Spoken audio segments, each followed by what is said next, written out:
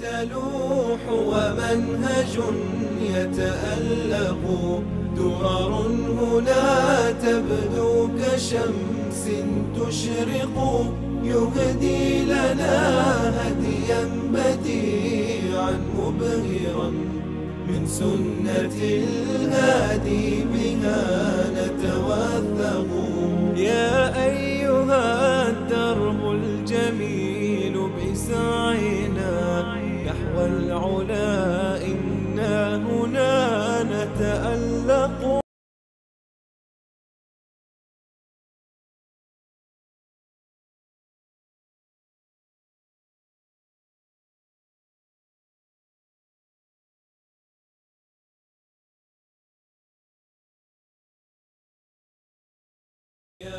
تلوح ومنهج يتألق بسم الله الرحمن الرحیم. الحمد لله رب العالمین والصلاة والسلام على اشرف الانبیاء والمرسلین سیدنا و نبینا محمد و علی آله و صحبه اجمعین. و با درود و سلام خدمت تک تک شما بینندگان عزیز و گرامی. با برنامه امامان وهابی شیعه در خدمت شما عزیزان هستیم و امروز 136 روز می‌گذرد از ارسال نامه‌هایی به مراجع شیعه، آیت الله ناصر مکارم شیرازی، آیت الله جعفر سبحانی و آیت الله نجم الدین طبسی. ما در این پیام‌ها که به آدرس‌های این مراجع فرستادیم و خاصتا برای ناصر مکارم شیرازی که هم به ایمیل شبکه ولایت فرستادیم، هم به ایمیل مؤسسه ولیعصر فرستادیم و هم به ایمیل دفتر ایشون فرستادیم و هم بنا به درخواست دفتر ایشون به آدرس پستی ایشون به قم هم فرستاده شد این نامه. اما تا هنوز این سه مرجع عالی قدر جهان تشیع عاجز ماندن از این که به 3 تا سوال خیلی ساده و پیش پا افتاده پاسخ بدن. ما از اینا نخواسته بودیم که کوی رو خراب بکنند یا که بیان برای ما یک ساختمانی بسازن یا که دل سنگی رو بشکافند. فقط از اینا خواسته بودیم که این کتاب توحید محمد ابن عبدالوهاب است. سالها داد زدید، مردم رو فریب دادید که وهابیت مخالف دین است، وهابیت ساخته انگلیس است، وهابیت فلان است و علان است و با ساختن این مترسک مردم رو از قرآن و سنت به دور کردید. ما چیزی که خواسته بودیم از این سه مرجع بزرگ شیعه که بیشترین تالیفات و کتاب‌ها و برنامه‌ها رو بر علیه وهابیت دارن، از اینا خواسته بودیم که 3 باب از این کتاب رو انتخاب بکنن و در این 3 باب تضادهایی که سخنان محمد ابن عبدالوهاب با سخنان اهل بیت رسول الله صلی الله علیه و آله و سلم داره رو بیان بکنن از مراجع شیعه، روایت هایی که صحیح باشه و بدون معارض باشه. اما الان 136 روز میگذره و همچنین سکوت مرگبار ناصر مکارم شیرازی و جعفر سبحانی و نجم الدین طبسی و شاگردان و همکاران و بقیه مراجع و برنامه سازان شبکه ولایت و زلالت و سایت ولیعصر و همه اینها همچنان ادامه داره و دارن با هوچیگری و سیاه‌نمایی میخوان انظار عمومی رو از این فضیحه و از این بدبختی که این مراجع گرفتار شدن منصرف بکنن. به هر صورت همونطوری که میدونید موضوع این برنامه امامان وهابی شیعه بررسی نصوص کتاب توحید و بیان روایات و احادیث از امامان شیعه، از امامان بزرگوار اهل بیت رسول الله صلی الله علیه و سلم است که در تایید این سخنان ما بیان خواهیم کرد و نشانگر این است که هیچ فرقی بین اندیشه و عقیده محمد ابن عبدالوهاب و امامان اهل بیت رسول الله صلی الله علیه و آله و سلم وجود ندارد. مانند همیشه در خدمت حضرت مولانا عبدالقدوس دهخان استاد بزرگوار علوم اسلامی هستیم و عرض ادب و احترام دارم خدمت شما حضرت استاد. در خدمت جناب عالی و همچنین بینندگان عزیز و ارجمند عرض ادب و سلام دارم. السلام علیکم و رحمت الله و برکاته. و امیدوار هستم که الله متعال آنچه را که موجب رضایتش هست و در دنیا و آخرت باعث سعادت ما می شود انشالله به ما توفیق گفتن و عمل کردن و معتقد بودن را عنایت بفرماید و تمامی انحرافات و بدعات و ضلالت ها و بقیه انحرافاتی رو که در جامعه اسلامی به وجود آمده انشالله که الله متعال تمام این موارد رو برطرف بفرماید. جزاکم الله خیر.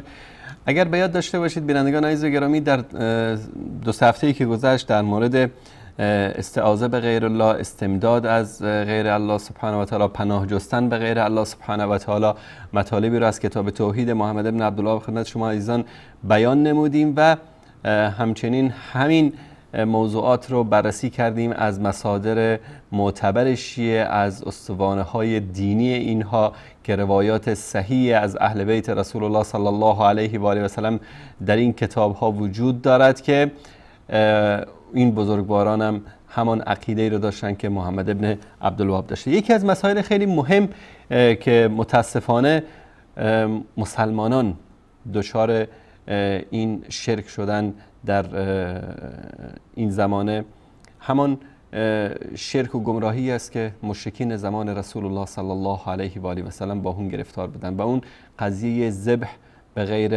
برای غیر الله سبحانه و تعالی یا قربانی کردن برای غیر الله سبحانه و تعالی بود.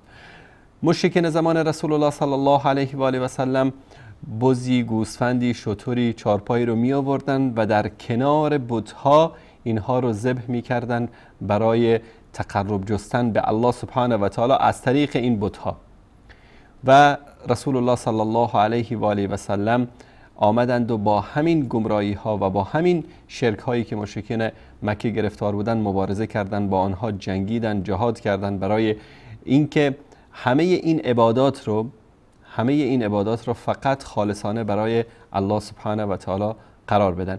یکی از آیاتی که شاید روزانه خیلی از عزیزان شیعه و سنی در نمازهاشون بخوانند در سوره کوثر الله سبحانه و تعالی میفرماید فصل لربک وانحر، پس نماز بگذار برای پروردگارت و فقط برای او تعالی قربانی کن. اما میبینیم که برای عروس و داماد، برای حاجی که از سفر برگشته و 10 مورد دیگر متاسفانه وجود دارد که این قربانی و این ذبح برای غیر الله سبحانه و تعالی صورت میگیرد. این موضوع را انشاءالله از کتاب توحید شیخ محمد ابن عبدالوهاب رحمه الله میخونیم و مورد بررسی قرار میدیم و در تایید این موضوع انشاءالله روایت‌هایی هم از کتاب‌های معتبر شیعه از زبان ائمه بزرگوار اهل بیت رسول الله صلی الله علیه و آله و سلم انشاءالله ذکر خواهیم کرد تا برای شما عزیزان ثابت بشه که اینایی که این همه سر صدا میکنن و داد و بیداد را انداختن و وهابیت این فقط برای ترساندن شما عزیزان از قرآن کریم و از سنت رسول الله صلی الله علیه و سلم است و شما رو میخوان از این 2 مصدر اصلی دین مبین اسلام دور بکنن. چون اگر این کتاب و نویسنده این کتاب محمد ابن عبدالوهاب غیر از قرآن و سنت اگر حرفی بزنه ما حرفشو میزنیم به دیوار. محمد ابن عبدالوهاب، ابن تیمیه و غیر سران وهابیت به قول اینها برای ما اصل دین نیستن. اصل دین برای ما قرآن کریم و محمد مصطفی صلی الله علیه و آله و سلم است. جناب استاد در خدمت شما است. الحمدلله رب العالمین و صلی الله علی نبینا محمد و علی آله و صحبه اجمعین.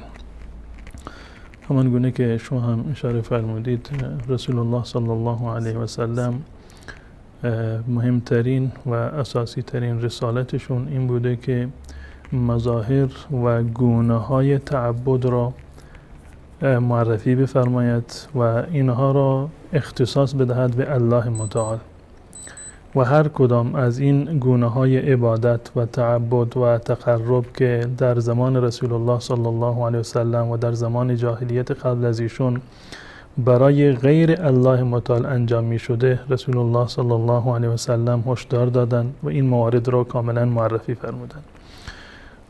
اساسا ما می دونیم که اله ما و معبود ما یگانه معبودی که لیاقت و ارزش پرستش را و عبادت را دارد و انبیا اومدن برای این که عبادت را مشخص بکنند، محدوده عبادت را و این را اختصاص بدند به الله متعال و معبودان دیگری را که احیانا این سری اعمال و این گونه های عبادی برای آنها و به نام آنها و در کنار آنها انجام می شود، انبیا اومدند که این موارد را منتفی بکنند و جامعه را اصلاح بفرمایند. گونه‌هایی از عبادت را در جلسات گذشته مانند پناه جستن به غیر الله متعال، استعانه از غیر الله متعال، استغاثه از غیر الله متعال، ایاک نعبد و ایاک نستعین، مفهوم این آیه را خدمت بینندگان عزیز عرض کردیم. یکی از مواردی که در زمان جاهلیت قبل از اسلام به عنوان یک تعبد و تقربی که خاصه الله متعال هست، اما متاسفانه برای بت‌ها و برای معبودان باطل، اهم از بت‌ها یا فرشتگان یا جن‌ها اولیاء الله انجام می‌شد، بحث ذبح کردن و قربانی کردن برای غیر الله و همچنین نذر کردن برای غیر الله متعال هست. بحث نذر و ذبح برای غیر الله متعال تقریبا به هم ارتباط دارند، زیرا که نذر یک مقداری عامتر هست، فراگیرتر هست، تفاوتی نداره که آنچه که نذر میکنند برای یک قبری، برای یک امامی، امامزاده‌ای، برای معبودی غیر از الله متعال، حیوانی باشد یا اینکه یک مقدار غذایی باشد، پول نقدی باشد، طلا و نقره‌ای باشد، تمامی نذوراتی که برای غیر الله متعال میشوند و من جمله ذبح حیوان برای غیر الله متعال. بدین خاطر است که شیخ محمد ابن عبدالوهاب رحمت الله علیه در باب 9، 10 و 11 این مطلب رو پشت سر هم ذکر کرده که باب ما جاء فی الذبح لغیر الله، و بعدش هم بابی را آورده با عنوان این که در جایی که بوتی بوده یا در زمان جاهلیت در آنجا ذبح می شده، من شده که ما نباید در آنجا حیوانی رو ذبح بکنیم و قربانی بکنیم ولو اینکه به نام الله متعال باشد. و در باب 11 هم باز در مورد نذر کردن برای غیر الله متعال مطالبی رو بیان فرمودند.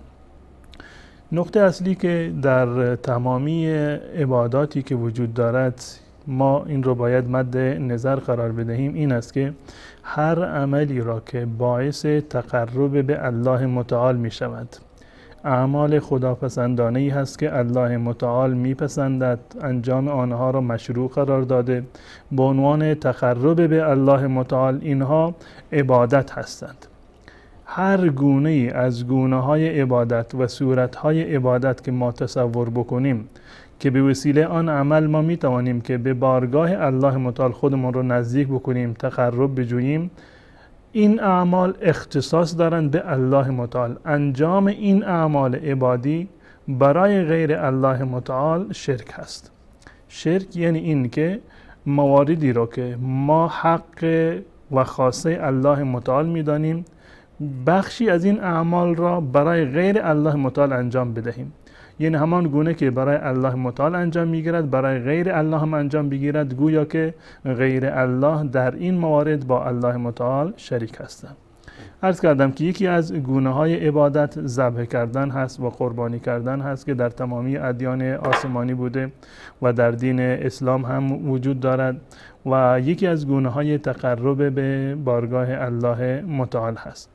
شیخ محمد ابن عبدالوهاب رحمت الله علیه در باب 9 آیاتی رو و روایاتی رو در این زمینه آورده که ثابت بکند که ذبح کردن حیوانات برای الله متعال یک نوع عبادت هست و صرفاً باید به نام الله و برای الله و به منظور تقرب به الله متعال باید ذبح شود، وگرنه در غیر این صورت هر کسی که خلاف این موارد رو انجام بدهد مرتکب شرک شده.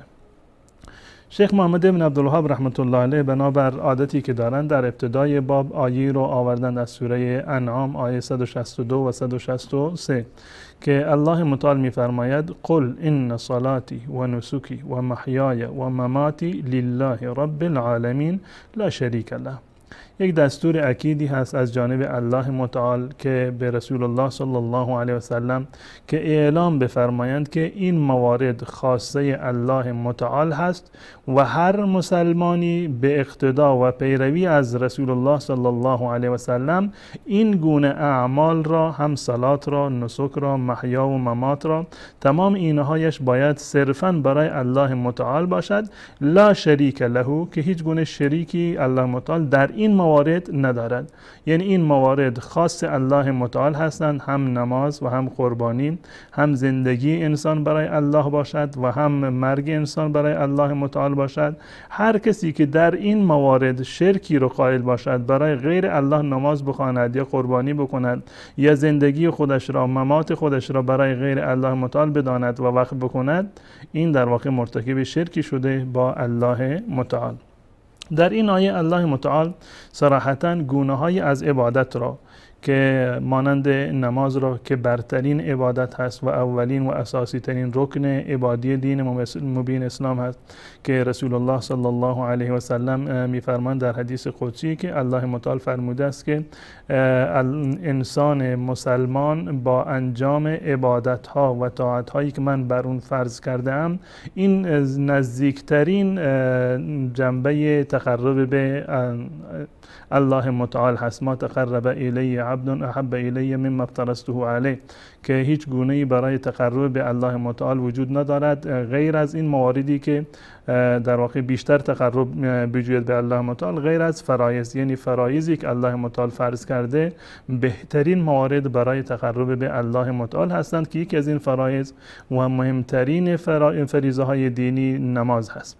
میفرماید که بگو، اعلام بکن که نماز من و نسک من، نسک به معنی قربانی هست، یعنی حیوانی که برای الله متعال ذبح می شود. تفاوتی ندارد که این در به عنوان قربانی باشد که در عید قربان ذبح می شود یا هدیه باشد یا موارد دیگری که به عنوان تقرب برای الله متعال هست. ما همچنین زندگانی من و مرگ من، تمام اینها لله رب العالمین، همه چیز، یعنی هم زندگانی و اعمالی که در زندگی برای الله متعال باید انجام بگیرد، تمامی تقرب هاست، و هم این حیات انسان و هم مرگ انسان برای الله متعال زنده باشد و برای الله متعال بمیرد.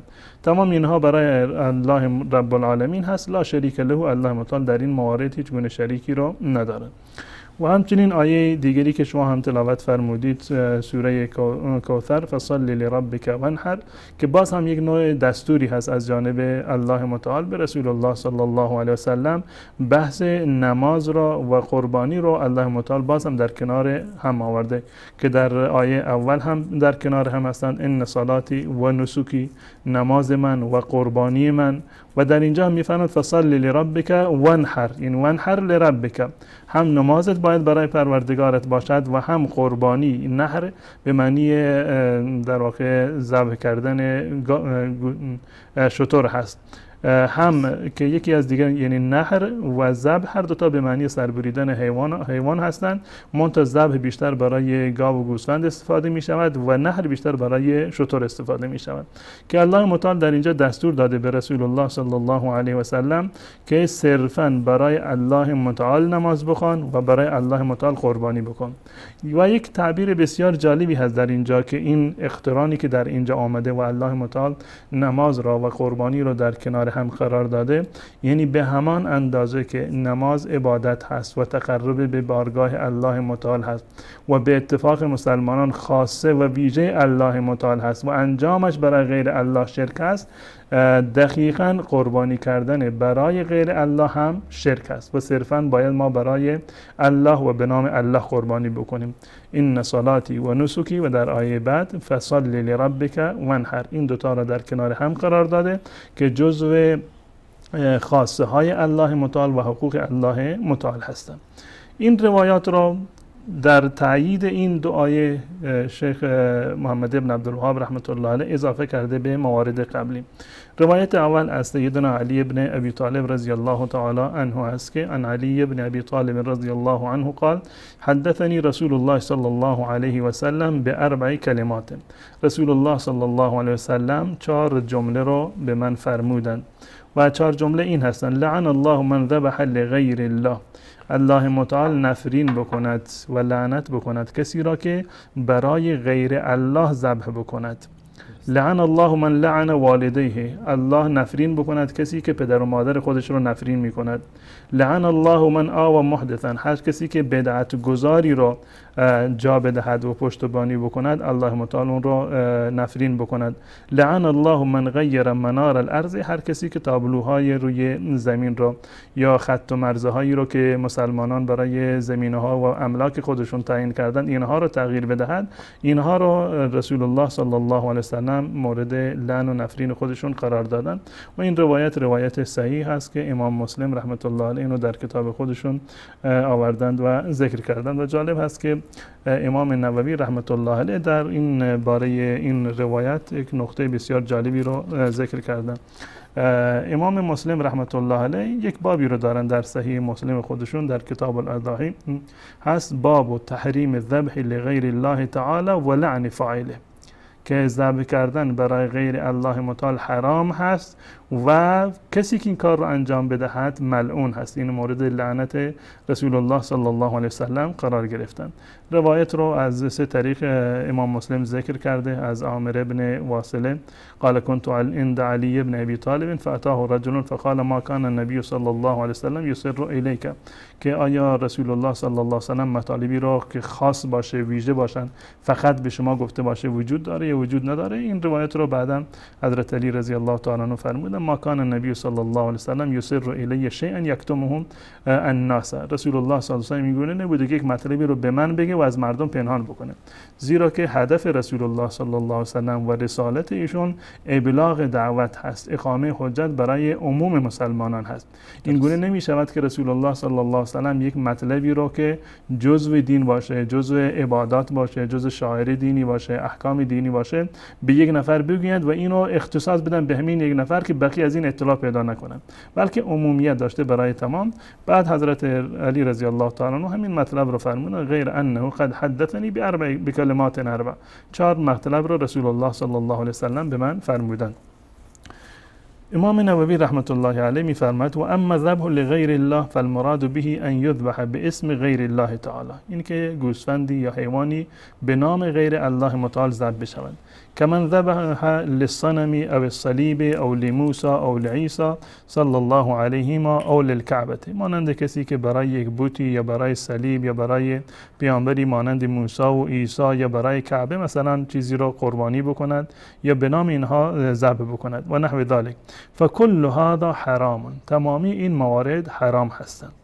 ولا تحل هذه الذبيحة سواء كان الذابح مسلما او نصرانيا او يهوديا، این گوسفندی که به نام غیر الله متعال تفاوتی نداره که برای بت باشه، برای صلیب باشه، به نام پیغمبری باشه موسی و عیسی یا به نام کعبه باشه، تمامی اینها حرام هستند. ولا تحل هذه الذبيحة سواء كان الذابح مسلما او نصرانيا او يهوديا، تفاوتی نداره کسی که این حیوان رو به نام غیر الله ذبح کرده مسلمان بوده باشه، شیعه باشه، سنی باشه، اساساً اهل کتاب باشه، نصرانی یا یهودی باشه، هر کسی که حیوانی را برای غیر الله متعال ولو اینکه به نام الله متعال باشه ذبح بکنه، این در واقع حرام هست. یعنی امکان داره وقت ذبح کردن بگید بسم الله، اما هدفش این است که به عنوان تقرب برای بت اینو ذبح کرده، برای تقرب به یک امامزاده اینو ذبح کرده. صرفاً بحث این که نام الله رو بر این گوسفند گرفته، این گوسفند رو حلال نمی‌کنه. یعنی اون نیت هم معتبر است. نیت هم معتبر هست، هم باید به نام الله باشد و هم برای الله متعال باشد.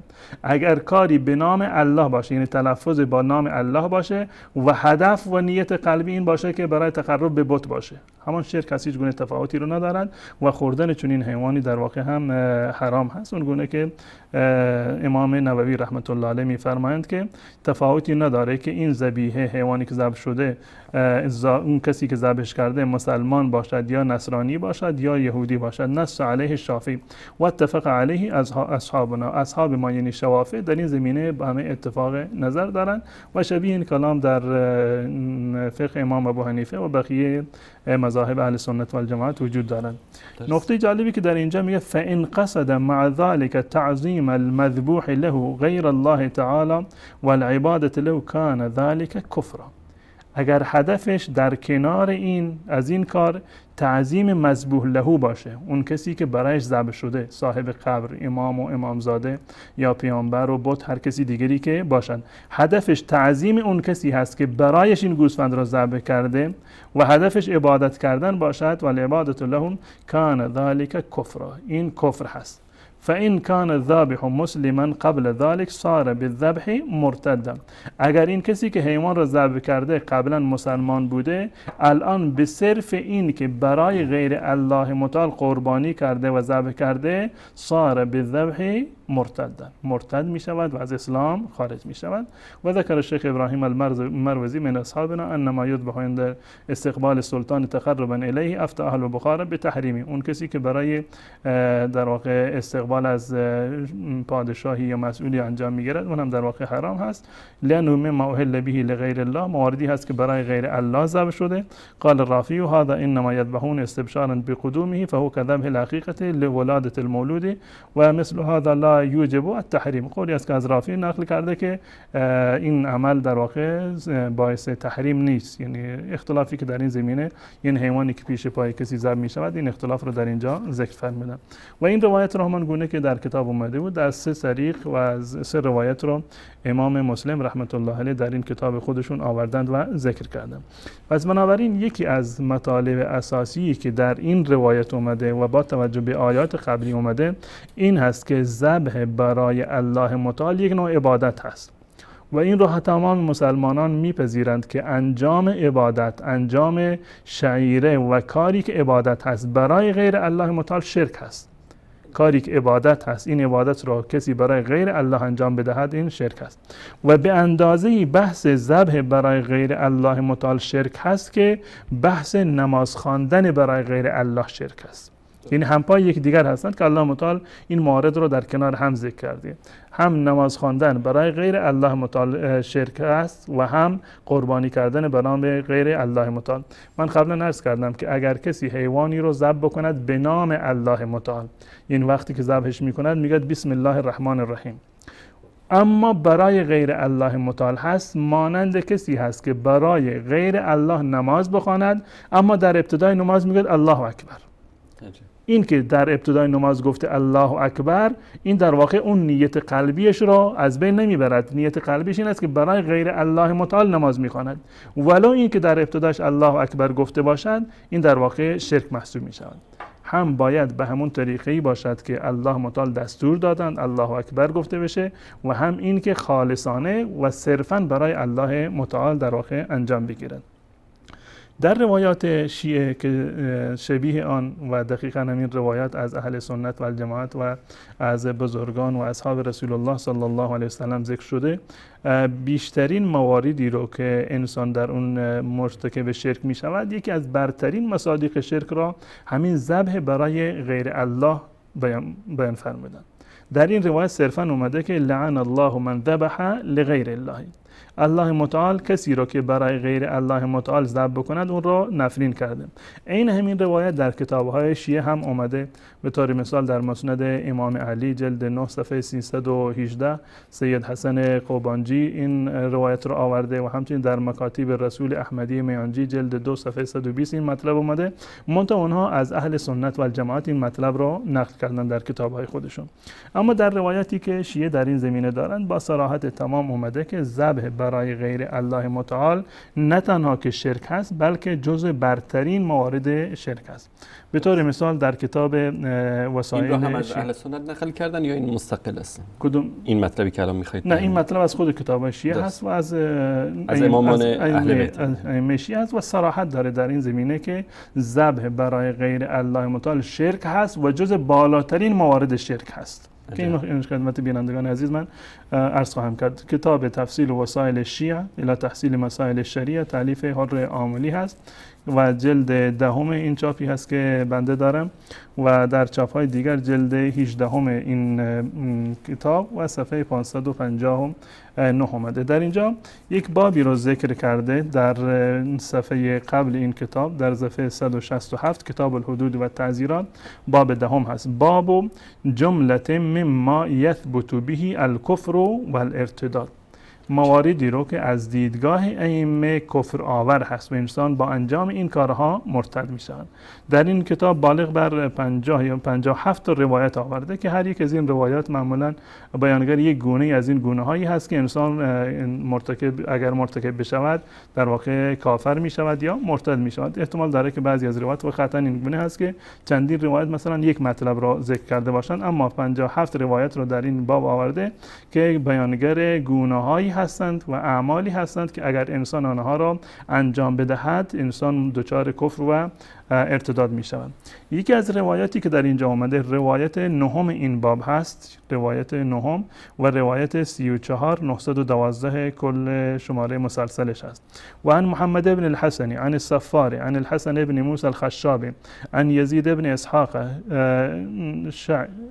شعر عن عباس بن يزيد عن ابي عبد الله عليه السلام قال قلت له، از امام ابو عبدالله نقل میکند امام جعفر صادق که عباس بن یزید میگوید که من بیشون گفتم قلت له ان هؤلاء العوام يزعمون ان الشرك اخفى من دبيب النمل، که این عامه ها یعنی سنی ها معتقد هستند که شرک از حرکت مورچه در شب تاریک که بر روی یک پلاسی و یک چادر سیاهی یا چادرهای که از موی حیوان ساخته شدن حرکت بکند از این هم خفیتر هست، بسیار دقیق و ریز هست که احتمال دارد که انسان دچار شرکی شده باشد اما باز هم متوجه نشده باشد. این در این روایت اومده که بعضی از عوام این رو میگن، اما این روایت و این که شرک بسیار خفی هست و دقیقاً همین که مثل مورچه سیاهی در شب سیاهی بر روی پلاس سیاهی وقتی حرکت بکنند چه اندازه ظریف هست و دیده نمی شود و مخفی میماند، شرک هم در زندگی انسانان به همین اندازه ظریف و ریز هست. احتمال داره که یک فرد مسلمانی دچار شرکی شده باشد اما خودش هم نمیداند. این مطلب از کتابای شیعه هم که نقل شده که انشاءالله در ابواب بعدی که بررسی خواهیم کرد در مورد اهمیت توحید و نهی از شرک و مواظبت و مراقبت در مورد شرک، این مورد رو انشاءالله من یادآوری خواهم کرد. و جالب این است که امام جعفر صادق هست یا امام باقر یک روایت زیبایی رو دارند که اگر انسان حتی انگشتری خودش رو صرفاً به خاطر اینکه یادآوری بشود این انگشتر خودش رو برگرداند این دچار شرک شده. یعنی تا این اندازه اعمال ریزی هستند که امامان اینها رو جز موارد شرک قرار دادند. به هر صورت در اینجا اومده که امام جعفر صادق فرمود فقال لا يكون العبد مشركا حتى يصلي لغير الله، انسان مسلمان مشرک نخواهد شد مگر زمانی که حتی یصلی لغیر الله، برای غیر الله متعال نماز بخواند. تعبیر بسیار دقیقی هست، همون گونه که الله متعال در آیاتی که عرض کردم بحث نماز را و قربانی رو در کنار هم قرار داده، در این روایت امام جعفر صادق هم بحث نماز را و قربانی رو در کنار هم قرار داده. یعنی اینکه این دو مسئله بسیار بزرگ هستند و جز بالاترین مظاهر شرک هستند. همون فصل لربک وانحر یا ان صلاتی و نسکی که با هم آورده. لا یکون العبد مشرکا حتی یصلی لغیر الله، تا زمانی که برای غیر الله نماز بخواند. خب نماز میخواند چی میکند؟ آیا وقتی که نماز میخواند برای غیر الله متعال به جای الله اکبر میگوید مثلا میگوید الامام اکبر یا العلی اکبر یا الحسین اکبر؟ نه، قطعا نماز یک کیفیت خاصی رو دارد. اگر کسی برای غیر الله نماز بخواند با همین کیفیتی که برای الله متعال نماز میخواند، با همین کلمات، با همین جملات، با همین ادعیه، مرتکب شرک شده. او یذبح لغیر الله، او یذبح لغیر الله، یا برای غیر الله متعال ذبح بکند، حیوانی را قربانی بکند. او یدعو لغیر الله، یا برای غیر الله متعال را صدا بزند، از غیر الله متعال بخواهد و طلب نیاز و استمداد بکند. این موارد رو قبلا عرض کردیم که امام جعفر صادق بالاترین مظاهر شرک را دعای غیر الله، ذبح برای غیر الله و نماز برای غیر الله اینها رو در واقع ذکر کردن. و این مطلب در کتاب اهل سنت دقیقاً همین مطلبی که از امام جعفر صادق نقل شده که لا یکون العبد مشرکا حتی یصلی لغیر الله از قتاده نقل شده، از امام لالکایی و بسیار دیگر از علماء اهل سنت و الجماعت هم نقل شده. این روایت صراحت دارد بر این که ذبح برای غیر الله متعال شرک است. همان گونه که نماز خواندن برای غیر الله شرک است و همان گونه که طلب حاجت از غیر الله متعال شرک است. روایت و گفتار امام بسیار واضح است. انسان مشرک نمی شود مگر این که برای غیر الله نماز بخواند یا برای غیر الله ذبحی بکند، حیوانی رو قربانی بکند، او یدعو لغیر الله یا برای غیر الله متعال در واقع صدا بزند و دعا بکند غیر الله متعال را. پس بنابراین قبلا هم عرض کردم که این معنی که در اینجا، نقطه‌ای که در اینجا آمده لا یکون العبد مشرکا حتی یصلی، این به معنی انحصار موارد شرک در این سه مورد نیست. این گونه نیست که یعنی شرکی غیر از این سه مورد وجود ندارد، بلکه منظور این است که این سه مورد جز بالاترین موارد شرک هستند. وگرنه عرض کردم که در این باب 57 روایت آورده که گونه‌های زیادی رو از شرک رو ائمه شیعه در واقع بیان کردن و گویا این هستند که شرک. به طور مثال من شبه الله بخلقه فهو مشرک، کسی که غیر از الله را با بندگانش شبیه بکند مشرک هست. و من نسب الیه ما نهی عنه فهو کافر، یا در و من عصاه کفر، این موجب کفر می شود. یا روایت دیگری رو که 57 روایت هستند گونه های دیگر رو از شرک رو در اینجا بیان کردم. اما در اینجا وقتی میگه لا یکون العبد مشرکا حتی یصلی لغیر الله او یذبح لغیر الله، منظور این است که نماز برای غیر الله یا ذبح و قربانی کردن برای غیر الله جز بالاترین مراتب شرک و گونه‌های شرک هستند که در زمان جاهلیت وجود داشتند و متاسفانه امروزه همچه بسا که بسیاری از مسلمانان ذبح برای غیر الله متعال را انجام بدن که جز بزرگترین گونه‌های شرک هست و این مطلب رو متوجه نشده باشند. یعنی هر عبادتی رو که ما میتونیم بگیم هر عبادتی رو که الله سبحانه و تعالی خاص برای خودش قرار داده، ما اگر برای غیر الله سبحانه و تعالی قرار بدیم این شرک است. دقیقاً این یک قاعده کلی رو باید داشته باشیم. این قاعده کلی هست. هر عملی رو که خدا پسندانه هست، به این معنی که الله متعال به آن دستور داده، رسول الله صلی الله علیه و سلم برایش یک ثوابی رو مشخص کرده، یا به عنوان یک عبادت و تقرب به بارگاه الله متعال در شریعت اسلامی مشروع هست و مسنون هست، اگر کسی این عبادت رو برای غیر الله متعال انجام بدهد دچار شرک شده. منتها در بحث ذبح و قربانی کردن برای غیر الله متعال ما باید مواردی رو مد نظر داشته باشیم. وقتی که ما میگیم که ذبح کردن حیوان برای غیر الله متعال، منظور ما چی هست؟ کدام گونه در واقع جز این مواردی که شرک هستند وارد هست؟ اگر کسی به خاطر مهمانی حیوانی رو ذبح کرد، به خاطر مهمان، یعنی به خاطر اکرام مهمان، احترام گذاشتن مهمان، به خاطر اینکه غذای بهتری به مهمانش بدهد، گوسفندی رو ذبح کرد، براش حیوانی رو سر برید، این مورد شرک نیست. این به اتفاق جایز هست، هیچ گونه اشکالی رو نداره. اگر کسی حیوانی رو ذبح کرد به نیت ایصال ثواب برای مرده، به نیت ایصال ثواب برای مرده، گوسفندی رو ذبح می‌کند که ثوابش برسد به طور مثال برای امام حسین، هیچ گونه اشکال شرعی ندارد. بحث رو این است که اینو ذبح کرده برای الله و به نام الله، منتها به نیت این که ثواب این عمل خیر به فلان امام و امامزاده یا گوشش خودشون بخورن، خوب گوش خودشون میخورن دیگه. اینو مثلا ذبح کرده برای این که برای نام الله متعال بوده، وقتی ذبح کرده نام الله متعال را گرفته و خالصانه برای الله متعال این رو انجام داده و از الله متعال امید ثواب دارد، به خاطر تقرب به الله متعال هست، منتها ثواب این عمل را میبخشد به پدرش، به مادرش، به یکی از دوست و عزیزانش یا به امامی یا امامزاده. هیچ گونه اشکال شرعی در این مورد هم ندارد و این مورد بحث ما نیستند. تنها موردی از ذبح برای ما در اینجا مطرح هست که این ذبح به نام غیر الله متعال باشد. به طور مثال وقتی که حیوانی رو ذبح میکنن بگن یا حسین یا ابوالفضل، نام علی رو بگیرن هنگام ذبح کردن، یا این که برای غیر الله متعال باشد، برای غیر الله متعال باشد، یعنی برای تقرب به غیر الله متعال. این گوسفند رو ذبح کرده برای حسین به خاطر اینکه نزد حسین جایگاه مقربتری رو داشته باشه. ذبحش کرده برای ابوالفضل به خاطر اینکه به ابوالفضل نزدیکتر باشه، به قول معروف روی رو، مکانتی رو و جایگاهی رو نزد ابوالفضل داشته باشه، ولو این که به نام الله متعال باشد. این جزء موارد شرک هست و موردی که ما در اینجا روش بحث میکنیم این است که انسان مسلمان حیوانی را به نام غیر الله یا به منظور تقرب به غیر الله متعال ذبح کنند. این در واقع شرک هست، همان گونه که امام نووی رحمت الله علیه اینو نقل کرده بودند از فقها شوافع و گفتند که مورد اتفاق نظر هست نزد شوافع و بقیه اهل سنت و الجماعت این موارد رو هم دارند. پس بنابراین این یک از روایات هست که صریح‌تر از این روایتی که من عرض کردم، گرچه این روایت هم در کتاب شیعه اومده، منتها چون که خود شیعه هم از اهل سنت نقل کردن من اون روایت رو نمایش ندادم و روایت صریح‌تر از این رو من خدمت بینندگان عزیز از قول امام جعفر صادق رحمت الله علیه خدمت بینندگان عزیز من نمایش دادم.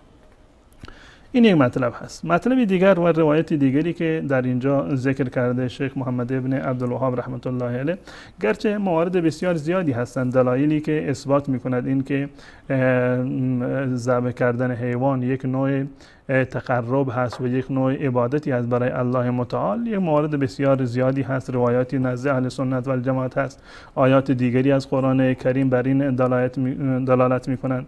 به طور مثال روایتی هست در صحیح بخاری که رسول الله صلی الله علیه وسلم فرمودند لا فرع ولا عتیره، که در کتابای شیعه هم این اومده. البته من فکر کنم که اینو در کتاب شیعه دیدن، دقیقاً آدرسش در خاطر من نیست. گفتن لا فرع که فرعی وجود ندارد. فرع در واقع در زمان جاهلیت حیوانی بوده که اولین در واقع بزغاله‌ای رو یا بچه‌ای رو که به دنیا می آورده این رو ذبح می‌کردن برای بت‌های خودشون به عنوان تبرک. یا در روایات دیگر هست، در سنن ابو داود هست روایت 3222 که رسول الله صلی الله علیه وسلم فرمودند که لا عقر فی الاسلام، عقر در اسلام وجود ندارند. و نقل کرده امام ابو داود رحمت الله علیه بعد از این روایت که عبدالرزاق گفته که عقر این است که یک حیوانی رو می آوردن سر قبری از قبور خودشون اینو ذبح می‌کردن. اینها از دیدگاه اسلام در واقع نفی شده و جزء گونه‌های شرک هست و انسان مسلمان باید از این موارد کاملا پرهیز بکنه. جزاکم الله خیر. جناب استاد اگر اجازه بدید میام برنامه بگیریم و ادامه، گرچه فکر کنم مطلبی مرتبط بود با این موضوع، اما نفسی تازه بکنید انشاءالله دوباره در خدمت شما خواهیم بود. با هم میان برنامه میبینیم و دوباره برمیگردیم و با حضرت مولانا عبدالقدوس دهقان و ادامه مطالبی که در مورد ذبح برای غیر الله سبحانه و تعالی با شما عزیزان خواهیم بود. چرا مراجع شیعه پاسخ نمیدهند؟ مراجع و نویسندگان شیعه امثال مکارم شیرازی و سبحانی و طبسی و غیرهم در این سالیان دراز که اهل سنت منبری در اختیار نداشته اند، صدها خرمن کاغذ سفید را رو سیاه کرده و یک طرفه به نام نقد وهابیت هرچه خواسته اند گفته و نوشتند و مردم را از عقیده شیخ محمد ابن عبدالوهاب رحمه الله بیم داده اند. واقعیت آن است که کتاب التوحید شیخ محمد ابن عبدالوهاب رحمه الله عقیده مشترک و مسلم تمامی مسلمانان و در رأس همه عقیده امامان شیعه است. ما برای آنکه حق و حقیقت برای همگان آشکار گردد از مراجع شیعه تقاضایی به شرح زیر مطرح نموده‌ایم. خدمت مرجع عالی قدر جهان تشیع آیت الله العظمی جعفر سبحانی دامت افاضاتهم. خدمت آیت الله حاج شیخ نجم الدین طبسی دام ظله. خدمت مرجع عالی قدر جهان تشیع آیت الله العظمی ناصر مکارم شیرازی دامت افاضاتهم. السلام علیکم و رحمت الله و برکاته.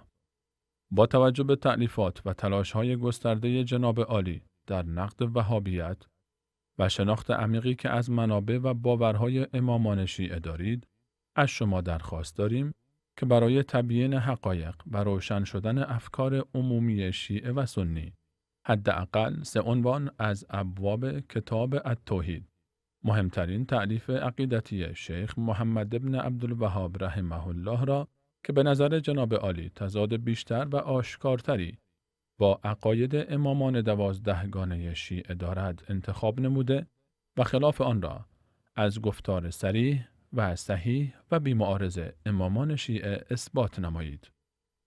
و برای آنکه جای هیچ توجیه، ابهام و تردیدی باقی نماند، مؤکداً استدعا داریم که به نکات زیر عنایت فرمایید. حداقل 3 باب را انتخاب نمایید. ابوابی را برگزینید که با عقاید ائمه شیعه تضاد بیشتر و آشکارتری داشته باشد. صرفاً از روایات و گفتار امامان شیعه استدلال نمایید.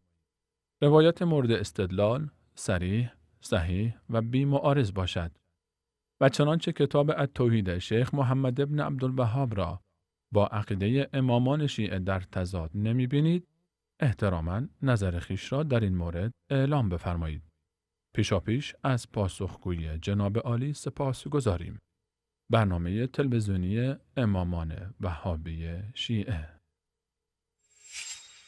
پاسخهای ممکن: الف، کتاب التوحید شیخ محمد ابن عبدالوهاب رحمه الله با عقیده امامان اهل بیت تفاوت دارد که در این صورت با ذکر دلیل بیان نمایید.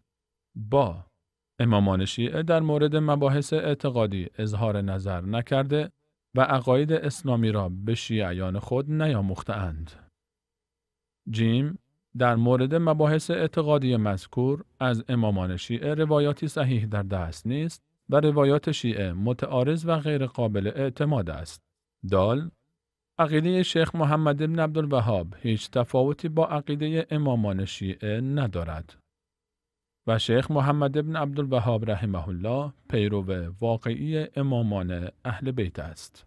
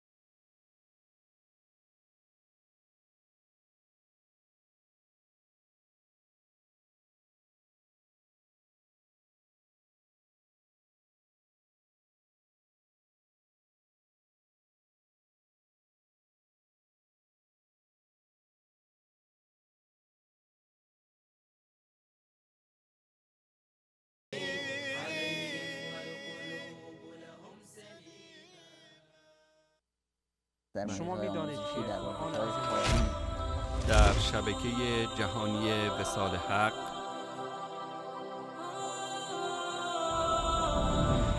12گانه شیعه امان اعتقادی را داشتند که محمد ابن عبدالوهاب و شیخ الاسلام ابن تیمیه و همه کسانی که امروز متهم به سلفیت و برنامه امامان وهابی شیعه، پخش زنده شنبه ها ساعت 19:30 مکه مکرمه، 20 تهران، 21 کابل و 21:30 تاجیکستان. تکرار اول دوشنبه ها ساعت 1 بامداد مکه مکرمه، 1:30 بامداد تهران، 2:30 بامداد کابل و 3 بامداد تاجیکستان. تکرار دوم چهارشنبه ها ساعت 13 بعد از ظهر مکه مکرمه، 13:30 تهران، 14:30 کابل و ساعت 15 تاجیکستان.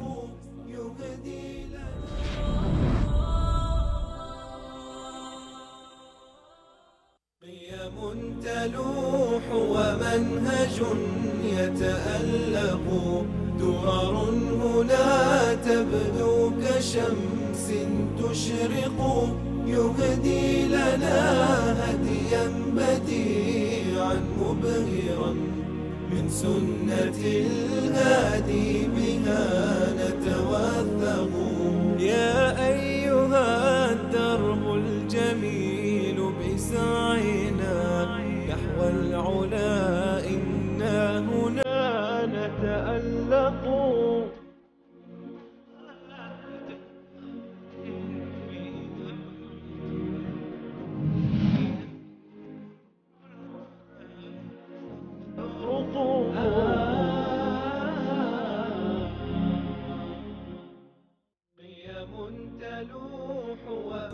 این که شبهاتی است که مطرح میشه.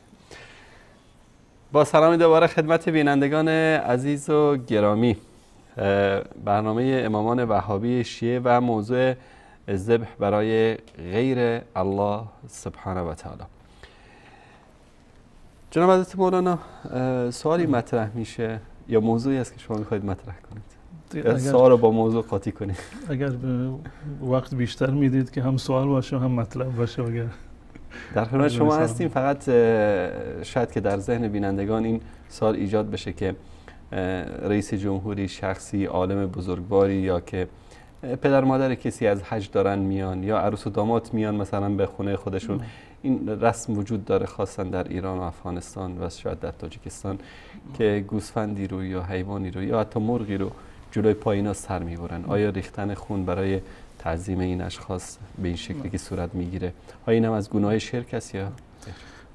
برای اینکه این مسئله رو یعنی یک جواب دقیقی باشه برای مورد خاص، در مرحله اول باید دید که این افرادی که این کار رو انجام میدن هدفشون برای چیه. من قبلا عرض کردم که حیوانی که به نام الله و برای الله متعال ذبح می شود اون اشکال شرعی ندارد، اما حیوانی که به نام غیر الله یا برای غیر الله تقرب به غیر الله متعال هست، این در واقع جز موارد شرک است. اگر حیوانی که پیش پای عروس و داماد ذبح می شود یا اینکه به مناسبت های دیگری هست و هدفشون صرفا این است که خون بریزن تا اینکه عروس و داماد خوشبخت بشوند، که یک نوع تقرب به جن هست در این موارد. در بسیار از جاها هست که وقتی رفتن به وارد یه منزل نو میسازند یک حیوانی رو ذبح بکنند خون میریزند به خاطر اینکه از جن محفوظ باشند. دقیقاً همین که موضوع اگر متوجه باشید در صحبت‌های عامیانه یعنی میگن خون کردیم به خاطر خونه جدید یا به خاطر عروس، به خاطر اینکه مصیبتی بلایی سر این عروس و داماد نیاد یا خونهشون در واقع سالم بشه، یا اینکه فرض کنیم که از شر جن و بقیه موارد حفاظت بشن، این جز همون گناه‌های شرک است و چون این عمل از نظر شرعی جایز نیست. و اگر هدف صرفاً مهمانی دادن به یک فرد هست، خب لزومی نداره که جلوی پای کسی اینو ذبح بکنند، که یک نوع مشابهتی حداقل باشه برای کسانی که برای غیر الله متعال ذبح میکنند. یعنی حداقلش این است، حداقل کراهتی که دارن که یک نوع مشابهتی هست با کسانی که برای غیر الله متعال ذبح میکنند. اما در صورتی که هدفشون این است که اکرامی باشه برای مهمان و مهمانی رو بدن، حتی در بعضی از مناطق جنوب ایران این گونه رسم است، وقتی که حیوانی رو ذبح میکنن برای مهمان حتما باید کله پاچه‌شو بیارند سر سفره باشه، که یعنی مهمان بفهمه که این گوشت مونده نبوده که مثلا چند ماه توی یخچال گذاشته و الان اینو صرفا برای شما ذبح کردم. اگر هدف صرفا اکرام مهمان باشه و اینکه براش مهمانی بگیرن، دوست و عزیزی هست، این اشکال شرعی نداره. پس در صورت نیازی نیست که سر راهش جلوی پاش ببره. عرض کردم که این جزء مواردی هست که باید از این مورد پرهیز بکنند. این ان شاءالله در مطلب بعدی عرض خواهیم کرد که ذبح کردن در جایی که برای غیر الله متعال ذبح شده. این سوال فکر کنم اونجا کمی مناسبت بیشتری داشته باشه و ان شاءالله توضیح بیشتری خواهیم داد. اما قبل از این که وقت ما تمام نشده باشه، روایت بعدی هست، یک روایت دیگر هست، این انشالله مختصرا عرض میکنم و وقت رو میسپارم به بینندگان عزیز. شیخ محمد ابن عبدالوهاب رحمت الله علیه روایت دیگری را آوردند از مسند امام احمد رحمت الله علیه و عن طارق ابن شهاب ان رسول الله صلی الله علیه و سلم قال دخل الجنة رجل في ذباب و دخل النار رجل في ذباب. یک انسانی صرفاً به خاطر یک مگس وارد بهشت شده و یک انسانی دیگر صرفاً به خاطر یک مگس وارد جهنم شده. یعنی به خاطر قربانی کردن برای غیر الله متعال. اگر قربانی کردن برای غیر الله متعال حتی در حد یک مگس باشه که نه ارزش مادی رو داره، نه استفاده رو داره و نه ارزش معنوی رو داره، اما چون که این عمل وابسته به قلب هست، یک فردی اگر حتی یک مگس را به عنوان تقرب برای غیر الله متعال تقرب بکند یا ذبح بکند، البته ذبح کردنش مشکل، یعنی نبی معنی کاردی رو بردارن سرش رو ببرن، یعنی اینو مثلا بکشن صرفا به خاطر تقرب به یک بت باشه، این در واقع جزء گناهان کبیره و جزء شرک هست و انسان از اسلام خارج میکنه و وارد جهنم میکنه. دخل الجنة رجل فی ذباب، به خاطر یک مگس وارد بهشت شد و مرد دیگر به خاطر یک مگسی وارد جهنم شد. قالوا و کیف ذلك یا رسول الله، یعنی چی؟ چطوری میشه که یک انسان به خاطر مگس به بهشت برود یا به جهنم برود؟ قال مر رجلان على قوم لهم صنم لا يجاوزه احد حتى يقرب له شيئا. یه دو نفر در یک مسیری میگذشتن، بر یک قومی، یک منطقه رسیدند که مردم اونجا یک بتی رو داشتند که هر کسی از اون مسیر رد میشد باید برای این بت یک قربانی رو انجام میداد. اصلا قانون بود هر کسی از اینجا که رد میشود حتما باید برای بتشون یک قربانی رو انجام بدهد. فقالوا لاحدهما قرب، اونا گفتند که باید یک قربانی رو بکنید و به یک از اونا گفتند خب یک چیزی رو قربانی بکن، یک چیزی رو نذر بکن در اینجا و ذبح بکن. لأحدهما قرب قال لیس عندی شیء اقرب، گفت من چیزی رو ندارم که قربانی بکنم. گفتند که قرب ولو ذبابا، یک چیزی رو تقرب بکن دیگه، یک چیز رو فدا بکن، قربانی بکن، ولو اینکه یک مگس باشد. فقرب ذبابا فخلوا سبیله، اون بنده خدا هم یک مگسی رو گرفت و تقرب کرد، این مگسی رو کشت و انداخت روی اون بت و گفت که این یک نوع تقرب هست به این بت. فخلوا سبیله، اون آزادش گذاشتن. فدخل النار، این مرد وارد جهنم شد به خاطر همین که یک مگسی رو گرفته بود و کشته بود، به خاطر بت اون رو بر روی بت انداخته بود، زیرا که این شرک هست و به خاطر اینکه شرک ورزیده و از اسلام خارج شده وارد جهنم شد. و قالوا للآخر، به نفر دوم گفتن قرب، یک چیز رو قربانی بکن. قال ما كنت لاقرب لاحد شيئا دون الله، من برای هیچ کسی غیر از الله هیچ چیزی را قربانی نمی کنم، من اهل این کار نیستم، زیرا که این کار شرک است. فضربوا عنقه فدخل الجنه، این گردنش را زدن به خاطر اینکه قربانی نکرده بود و شرک نورزیده بود، چون که بر توحید مرده بود. فدخل الجنه، این فرد وارد بهشت شد. پس بنابراین از این روایت معلوم می شود که قربانی کردن برای غیر الله متعال، ولو اینکه حتی اسمش رو نتوانیم که بگوییم که قربانی، حتی ولو اینکه ارزش مادی و معنوی هم نداشته باشد، ولو اینکه آن چیزی که قربانی می شود اصلا قابل استفاده هم نباشد، هیچ گونه کاربردی را نداشته باشد، به خاطر اون انگیزه درونی که تقرب و ذبح برای غیر الله متعال بوده، الله متعال انسان رو مؤاخذه میکند و این مورد جزء موارد شرک شمرده شد و این فرد یکیشون به بهشت رفت و دیگری در جهنم رفت. دقیقاً همین روایت رو که شیخ محمد بن عبدالوهاب رحمت الله علیه آورده در کتاب شیعه هم وجود دارد. کتاب وسائل شیعه هست که بارها اینو نشان دادیم، جلد 8 این چاپی است که بنده دارم و در چاپه های بعدی جلد 16 هست، جلد 16 و در این چاپی که بنده دارم صفحه 482 هست و در چاپ‌های دیگر جلد 16 و صفحه 388 هست. و در اینجا روایتی را آورده از کتاب عقاب الاعمال عن ابیه عن سعد عن احمد بن محمد عن ابی عبدالله عن ابی الجوزاء عن الحسین بن علوان عن منذر عن ابی عبدالله قال ذكر ان سلمان قال، که امام ابو عبدالله اینو از سلمان نقل کرده که ان رجلا دخل الجنة في ذباب و آخر دخل النار في ذباب فقیل له و کیف ذا یا ابا عبدالله. از امام ابو عبدالله پرسیدند که یعنی چی، چطوری به جهنم، یکی به جهنم رفته و دیگری به بهشت. قال مر على قوم في عید لهم، یکی عید مناسبتی بود، جشنی بود، اینا از جای رد می شدن، قد وضعوا اصناما لهم لا يجوز بهم احد حتى يقرب الى اصنامهم قربانا، و کسی رو نمیگذاشتند که از اون راه رد بشه مگر اینکه باید یک چیزی رو قربانی بکنند.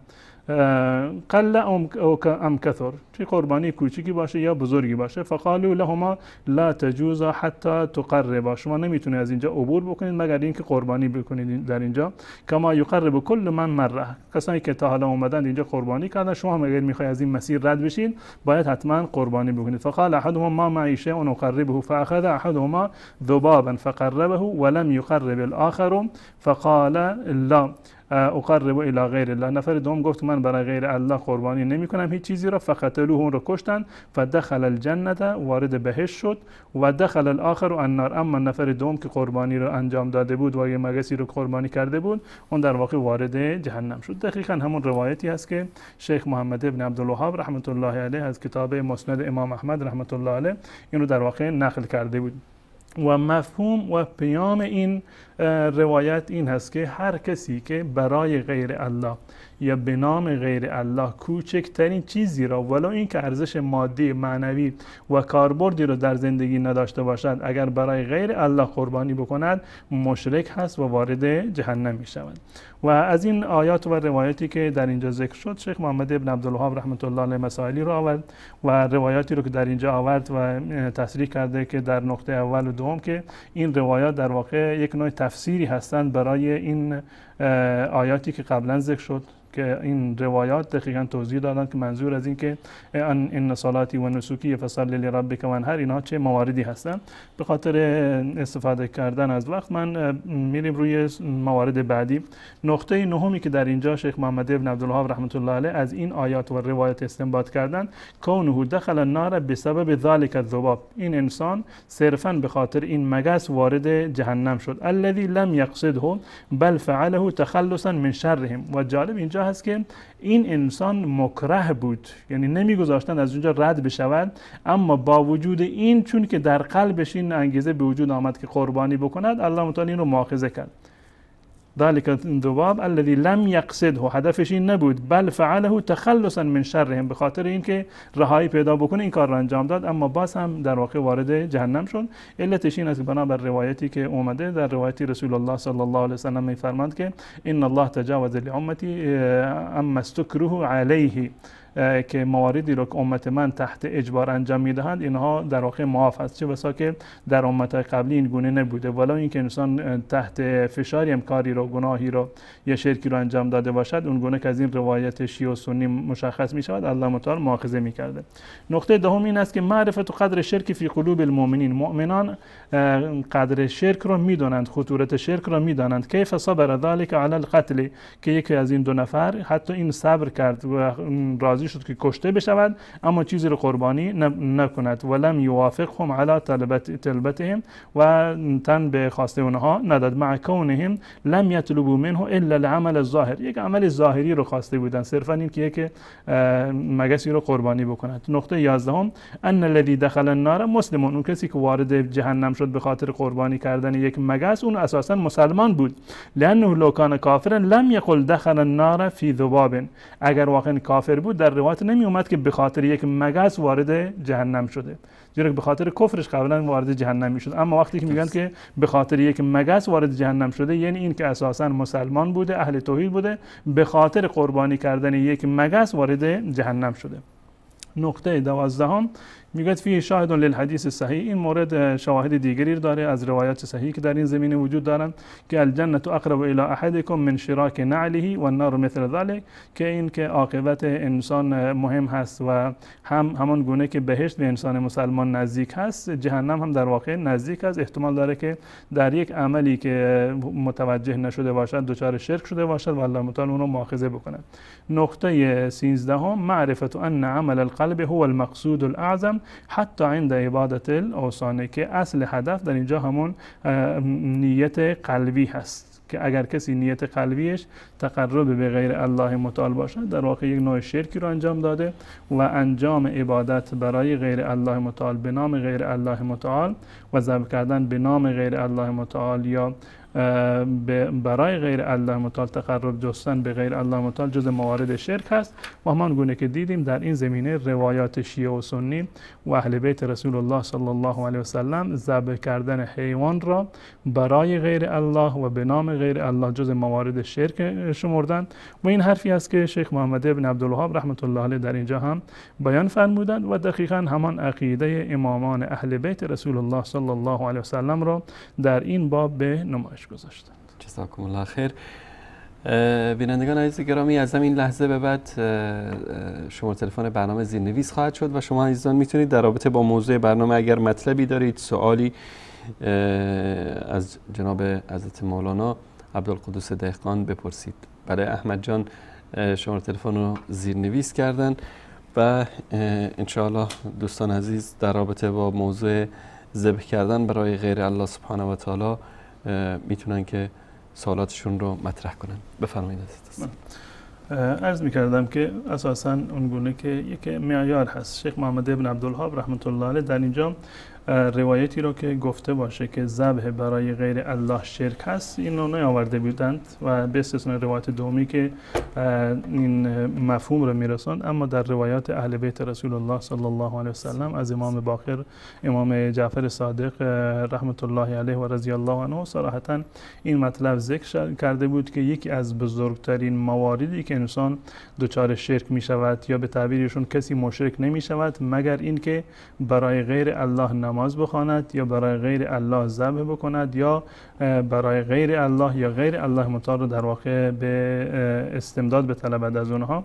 این مواردی هست که متاسفانه امروزه ما میبینیم که در جامعه اسلامی ما در جایی که مردم ادعای توحید را دارند، اعمالی را که در زمان جاهلیت مشرکان برای بت‌های خودشون به عنوان تقرب به بت‌ها انجام میدادند، امروزه متاسفانه مسلمانانی هستند که این اعمال را برای تقرب به غیر الله متعال هم انجام میدهند. یک نکته که در اینجا مهم هست در باب یعنی این نظر برای غیر الله متعال یا ذبح کردن حیوان برای غیر الله متعال، یک شبهه‌ای هست که چه بسا در ذهن بسیاری از مردم به وجود بیاد و این که ذبح برای غیر الله متعال حرام هست نه شرک. در حرمتش هیچ گونه شکی وجود ندارد، اما صرفا یک کار حرام هست و یک کار گناهی هست، اما اینو نمی شود که این رو ما در واقع شرک حساب بکنیم. در جواب میگوییم که امامان شیعه صراحتا این رو شرک این معرفی کردن. اون گونه که از کتاب وسائل من آوردم که امام جعفر رحمت الله علیه صراحتا گفته بودند که انسان مشرک نمی شود مگر این که برای غیر الله نماز بخواند یا این که برای غیر الله متعال ذبح بکند یا دعا بکند. پس بنابراین خود این عمل برای غیر الله متعال یک نوع عمل شرک آمیزی هست و جالب این است که شیخ محمد ابن عبدالوهاب رحمت الله علیه خودشون در کتاب رسائل خودشون این مطلب را کاملا توضیح دادند و این مطلب را بیان کردند که این مورد جز مواردی هست که در واقع شرک شمرده می شود. در رساله 34 ایشون در نامه‌هایی که از نامه‌های ایشون هست در شماره 34 نمیدونم اگر تماس میگیرید که من اینو موکول بکنم برای بعد. حدود 15 دقیقه وقت داریم. بفرمایید اینو ان شاء الله برای هفته بعد. تشکر شما. بله سلام علیکم بیننده گرامی بفرمایید. السلام علیکم جناب انصاری صاحب، ما از اروپا شما را زحمت می‌دم. بفرمایید برادر عزیز.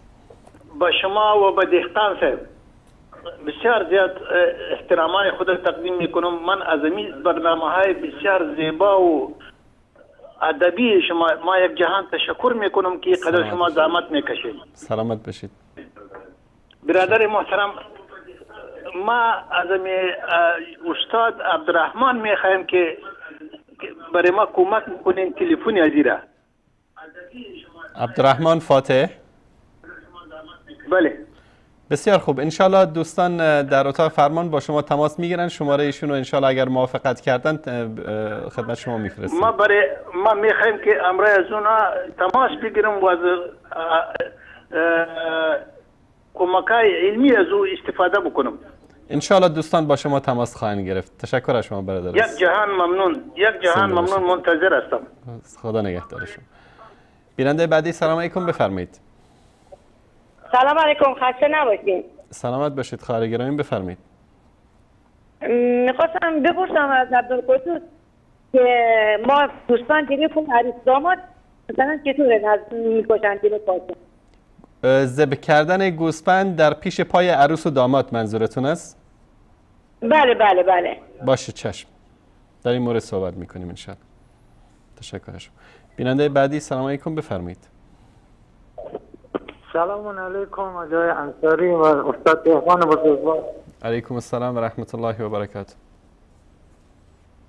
استاد در مورد این حدیثی که الان خوندین که یصلی و یستغفر لغیر الله، میشه خودتون رو معرفی کنید از کجا زنگ میزنید؟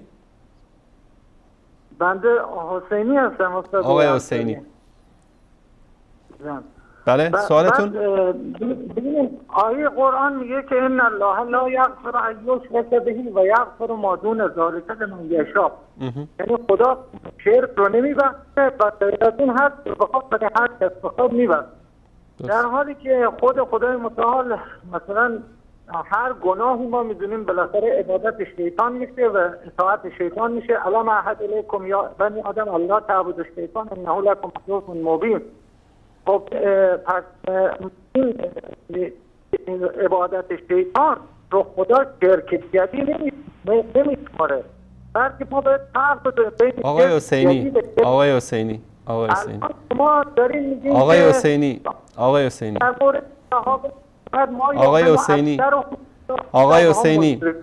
حسینی ما در یک وادی هستیم و شما در یک وادی دیگه. در مورد ذبح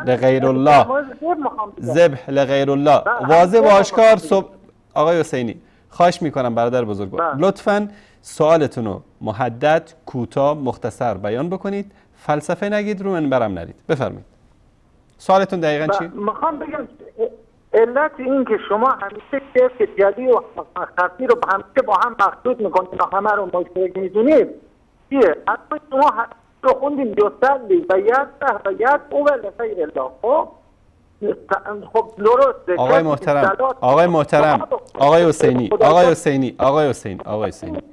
حسینی خداوند به شما عقل و شعور داده. الان حضرت استاد از وسایل شیعه حدیث حضرت امام محمد باقر رو بیان کردن که ایشون ذبح کردن برای غیر الله رو شرک دونستن، مانند نماز برای غیر خدا خوندن.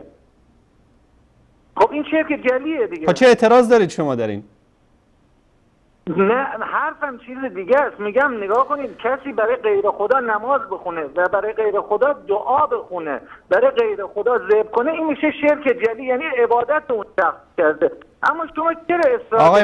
آقای محترم الان الله سبحانه و تعالی خواسته که ببخشید نماز فصل لربک وانحر، برای خدا نماز بخوان و برای خدا قربانی بکن. شما وقتی که میرید 100 تا گوسفند و سر میبرید، میگید این برای امام حسین در روز عاشورا و از گوشت این نذری درست میکنید به مردم میخورانید، این شرک هست یا نیست؟ جواب من رو بدید، شرک هست یا نیست؟ به هیچ وجه شرک نیسته. تشکر.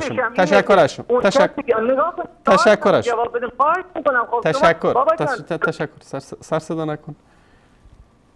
شرکی بدتر از این وجود داره؟ یعنی من نمیدونم خدا من به شما آخونده چرا عقل و شعور نداده. یعنی بله، سلام علیکم، بفرمایید. السلام علیکم. علیکم السلام و رحمت الله و برکاته. شما میتونید با جناب انصاری صحبت کنید؟ دارید با جناب انصاری صحبت میکنید، بفرمایید. بفرمایید برادر عزیز، صدا شما داره پخش میشه. لطفاً صدای تلویزیون رو ببندید و از طریق گوشی تلفن صحبت کنید. بفرمایید. جناب انصاری، این آخوندهش در مورد فاطمه زهرا از کسر مقدس عمر و ابوبکر. بیننده گرامی، صدا شما قطع وصل میشه. سوالتون اگر در مورد موضوع برنامه است یک بار دیگه تکرار بفرمایید.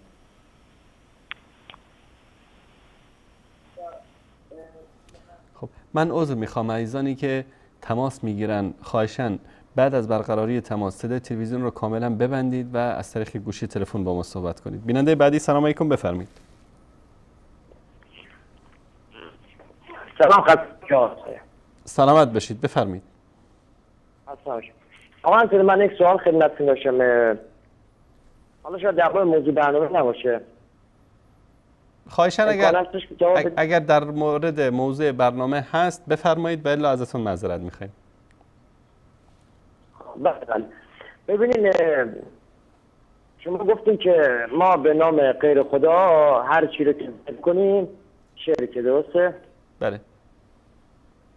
خب ما حالا یه چیزی رو که ذکر میکنیم مگه به نام غیر خدا ذکر میکنیم؟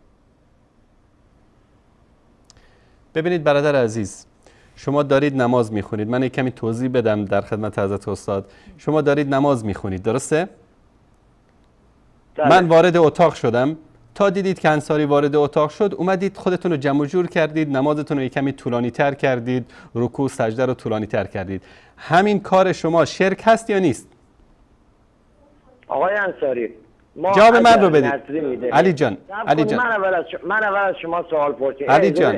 علی جان، من به خاطر این سوال من توضیح هست برای شما تا متوجه بشید.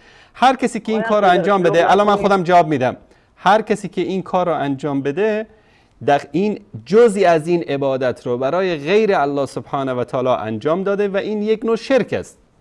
چه برسه به این که کسی بیاد حیوانی رو برای غیر الله نذر بکنه، برای غیر الله ذبح بکنه. اصلا به خاطر غیر الله نیست آقای انصاری. ما اگر یک چیزی رو ذبح میکنیم، اولا که به نام خدا ذبح میکنیم، دوما میگیم که خدایا ما این گوسفند رو ذبح کردیم، این گوسفند رو کردیم به خاطر تو، کمک به هیئت‌های مسلمان.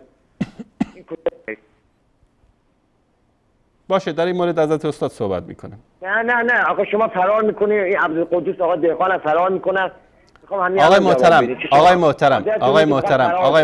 آقای محترم، شما خیلی بی‌ادب و بی‌تربیه هستین شما آخوندا. اکثر شما رافضی ها اینطوری هستین. ببین برادر محترم، من دارم با ادب و اخلاق باهات صحبت میکنم، فرار میکنه و فرار نمیکنه، این حرفا گوش کن. آقای محترم، ببین خداوند بهت عقل داده، شعور داده، با ادب سوالتو مطرح بکن، خداحافظی کن، برو پیکارت، استاد جواب میدن. ما همیشه سوالات شما رو که یک طرفه نمیشه. آقای محترم، اگر شما میخواید جر و بحث بکنید اینجا جاش نیست. اگر میخواید جر و بحث بکنید اینجا جاش نیست. برنامه روی سکه زنگ بزنید، من در خدمت شما هستم. خواهشاً سوالتون با سند و مدرک صحبت کنیم. ما همیشه با سند و مدرک صحبت کردیم. من الان میخوام سند و مدرک بیارم، یک سوالی از شما بپرسم. اجازه است؟ آقای محترم در رابطه با موضوع برنامه هر سوالی که دارید بپرسید. موضوع برنامه که من گفتم غیر از روبوت نه خواهش میکنم غیر از موضوع برنامه بذارید برای برنامه آن روی سکه انشالله. علی جان من برات یک علی جان آقا علی بزرگوار، من خدمت شما نصیحتی میکنم برادرانه، لطفاً برید پیش پدر و مادرتون یک کمی حرفاشون رو گوش بکنید که با انسان بزرگتر در یک تلویزیون صحبت کردن، با کلمات مؤدبانه استفاده کردن، این جزء مکارم اخلاق و جزء تربیتی است که پدر و مادرتون در تربیت شما کوتاهی کردن، به خاطر همین شما اینجا دارید که تربیت اونا رو پس میدید. تشکر میکنم از شما. در برنامه آن روزه که زنگ بزنید، من انشالله در خدمت شما خواهم بود.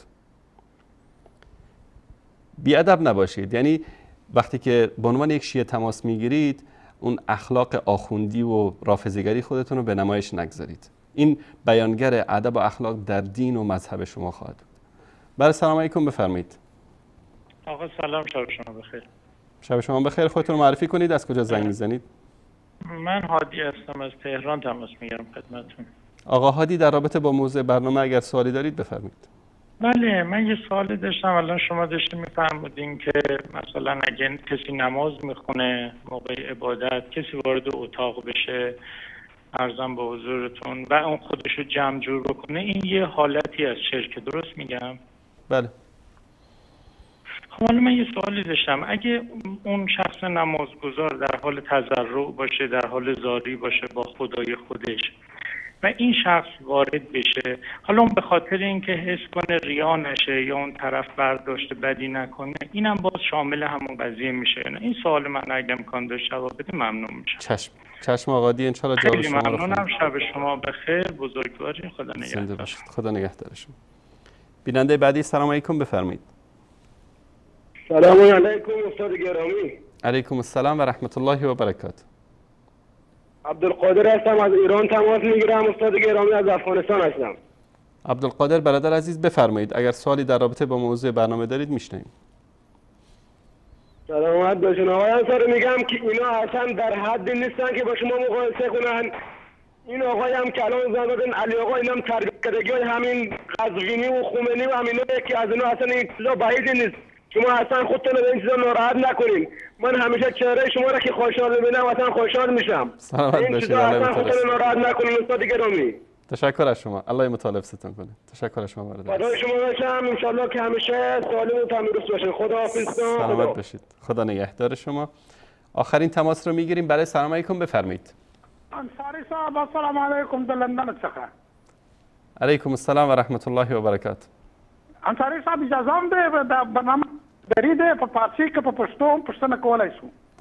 تاسو که په فارسی خبرې کولای شئ، فارسی خبرې وکړئ چې زموږ اورېدونکو نه ما تشویش نه داریم، چرا که در خلیج اکثر افغان‌ها هستند که اونا پشتو زبان هستند، اونا هم علاقه‌مند هستند. برنامه بسیار عالی و بسیار پرمحتوا است.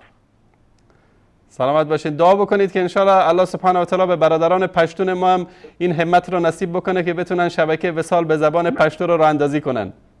نه قبل امی حوصله، امو چهره خندان، امو محبت صمیمیت شما که سوالی میکنه اینا رو ما منافق میگم، هم کچا مذهب ایرانی کسی هستن که سوالای بسیار ناقص و مزخرف میکنن، وقت شما رو ضایع میکنن. یک دوم سوال ماضی قرار است از لندن قاضی احترامات سند برازی که در افغانستان ما میشویم علمای ما بسیار گدوا شدن، 50% عالم نیستن، قوال هستن قوال.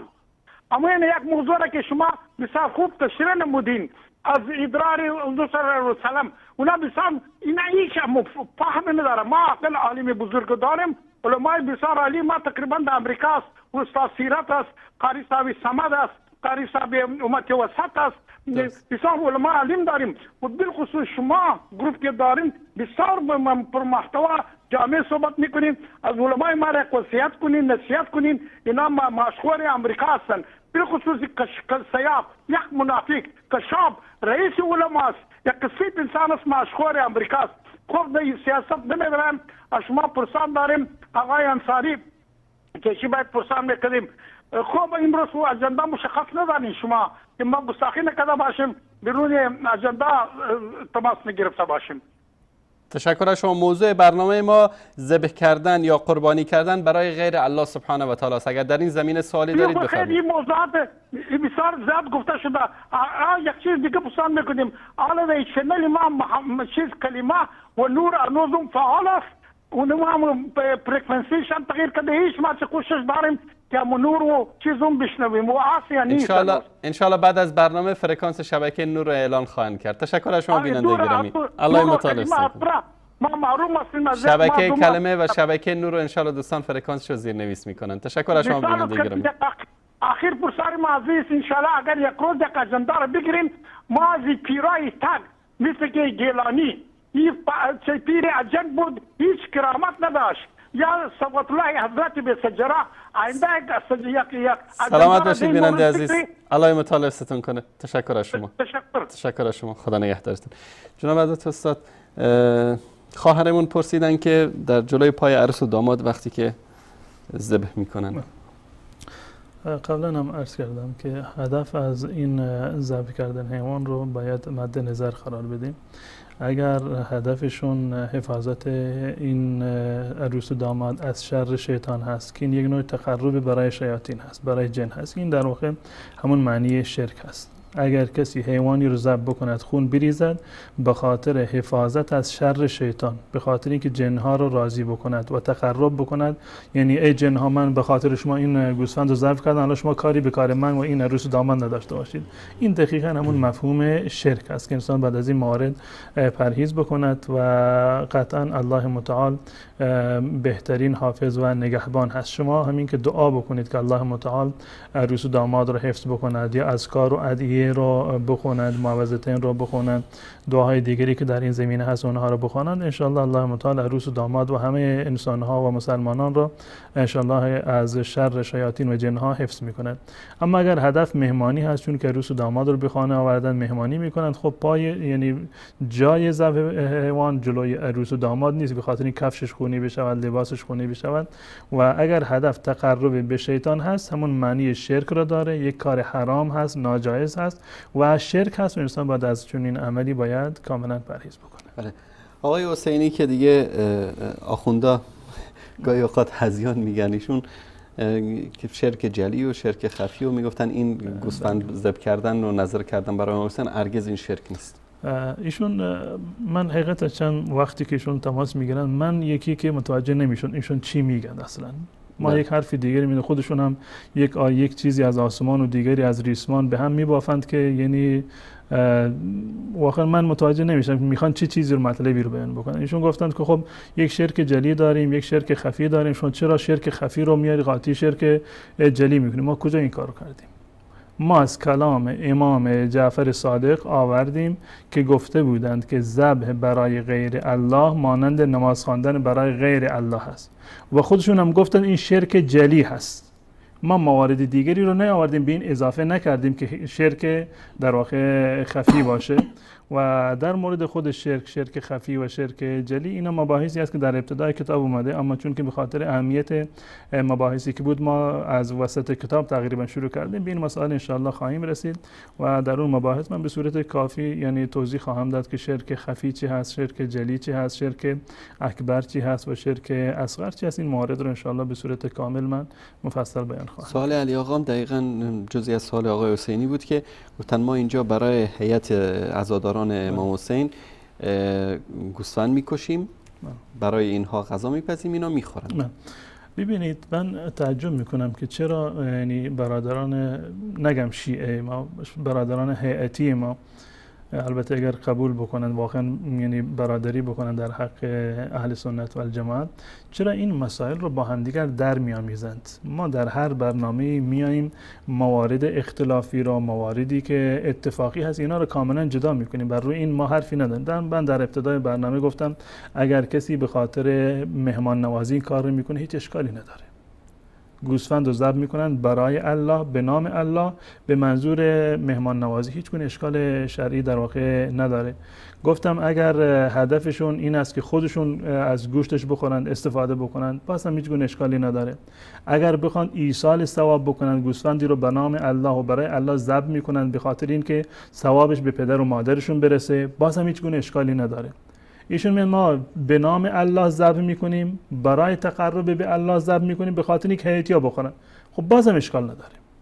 اگر نظر امام حسین خب نه، من اینو میگم اگر اون گونه که ایشون گفتن به نام الله هست، برای الله هست، یعنی به خاطر تقرب به الله متعال هست، اما منتها چون که هیئتی جمع شدن، گرچه این عمل ناجایزی هست، امام انجام ندادن، دستور ندادن، در سنت پیامبر نیست، سنت ائمه نیست، اون یک بحث کاملا جداگانه است. بالفرض این که برای این کار جمع شده باشند، یک فردی اومد گوسفندی رو صرفا به خاطر نام الله و برای الله ذبح کرد، به خاطر اینکه ثوابش رو از الله متعال میخواد، به خاطر اینکه گوشت‌هایی که اومدن تو هیئت اینا در واقع سیر بشن، تو اشکالی نداره.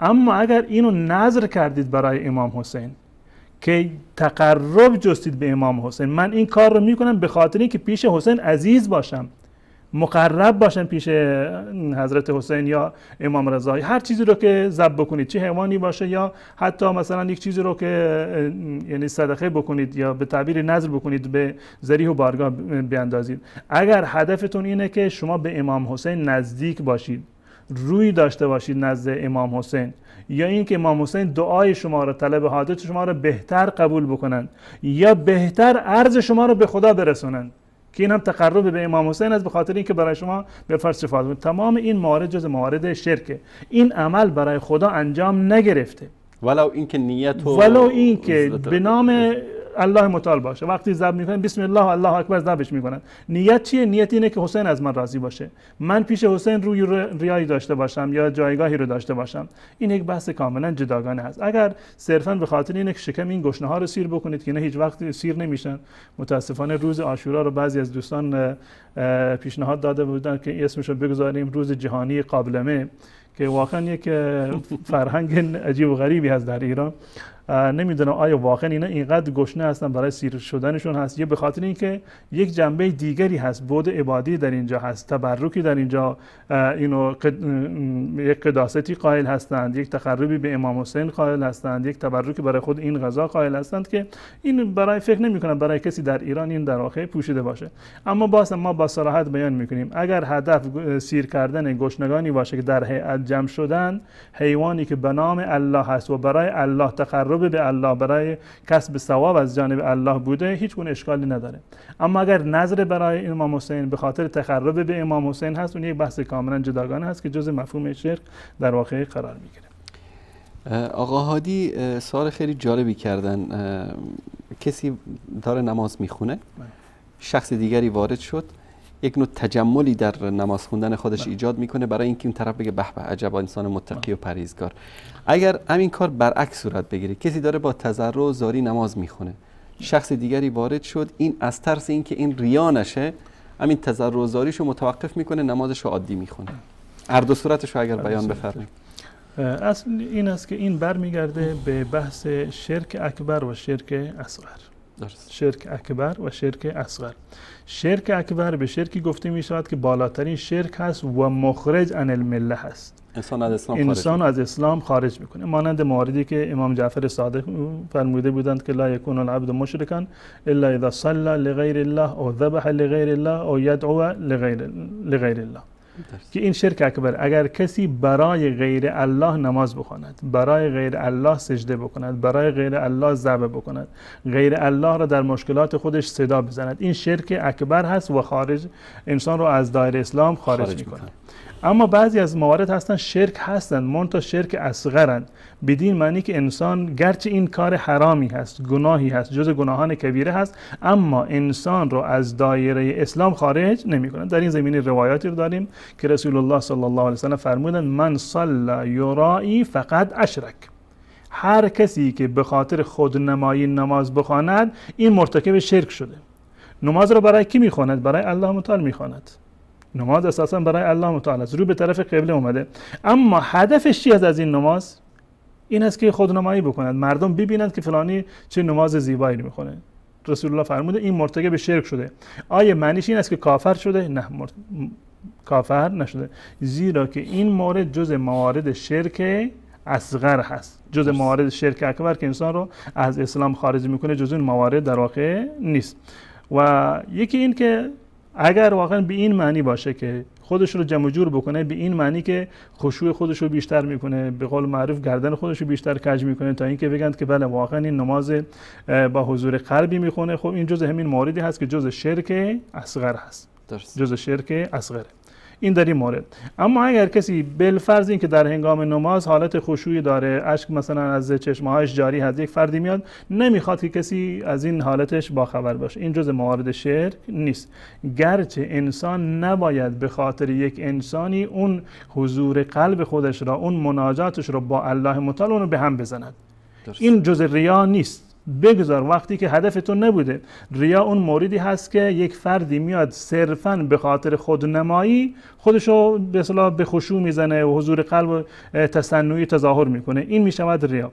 اما اگر کسی بینه و بین الله تنها دارد نماز میخواند، خشوع دارد و خضوع دارد و گریه میکند، یک مرتبه یکی ناخودآگاه وارد اتاق وارد مسجد میشود، اگر اون را دید، اگر به اون کار خودش ادامه داد، هیچ گونه اشکالی نداره، نه شرکی رو مرتکب شده و نه ریایی رو مرتکب شده.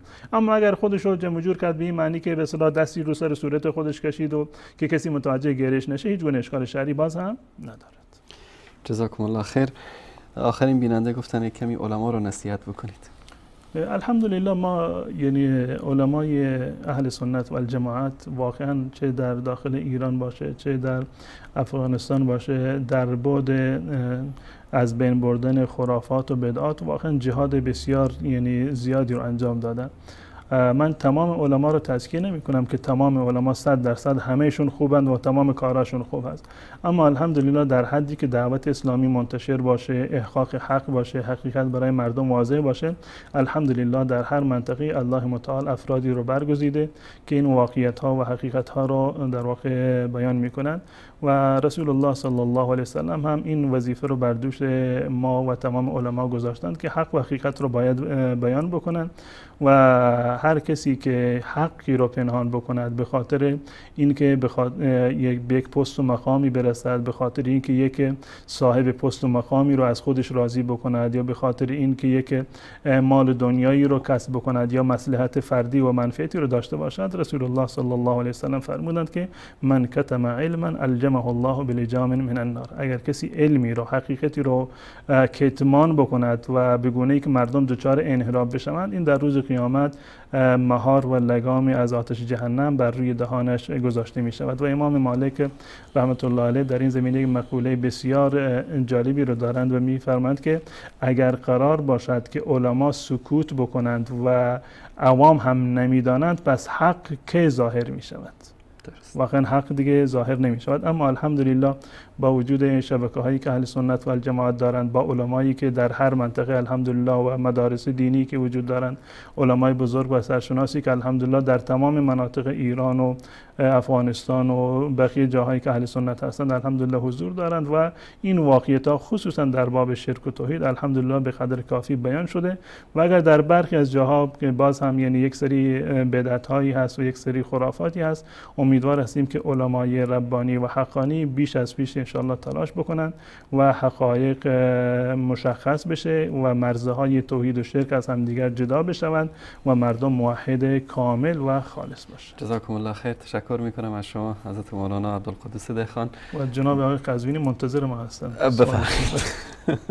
سوالی که این هفته من از آقای قزوینی دارم این است که این سوالات شما همینطور در هوای قم میچرخه و نه حداقل بینندگان جواب خودشونو میگیرند. از خود سوال جوابش برای بینندگان عزیز کاملا مشخصه و هدف ما هم این هست.